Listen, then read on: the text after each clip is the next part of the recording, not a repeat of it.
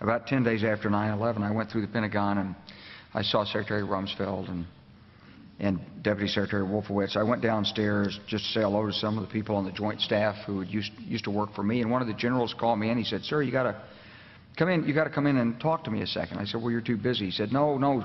He says, "We've made the decision. We're going to war with Iraq."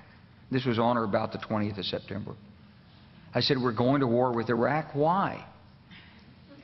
He said, "I don't know." He said, "I guess they don't know what else to do." So I said, "Well, did they find some information connecting Saddam to Al-Qaeda?" He said, No. He says, "There's nothing new that way. They just made the decision to go to war with Iraq."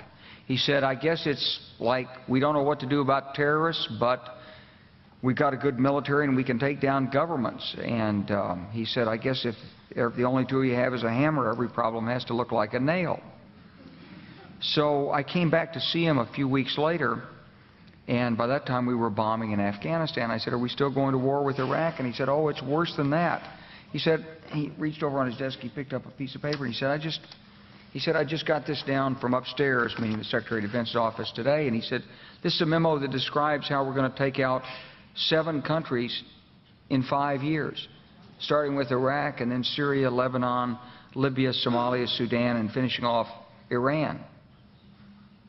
I said, "Is it classified?" He said, "Yes, sir." So go through the countries again. Well, starting with Iraq, then Syria and Lebanon, then Libya, then Somalia and Sudan, and then back to Iran.